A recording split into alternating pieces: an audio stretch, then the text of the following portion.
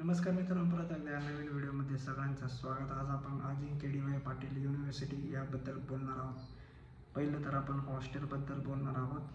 तुम्हाला हॉस्टेलचे काही फोटो वगैरे दाखवतो मी, त्याच्यानंतर फीस सांगतो हॉस्टेलची किती आहे काय।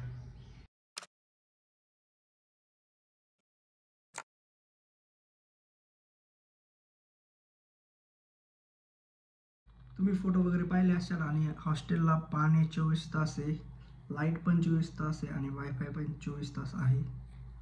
हॉस्टेलची फीज आहे 4th फ्लोअरची 1,50,000, 3rd फ्लोअरची 1,40,000।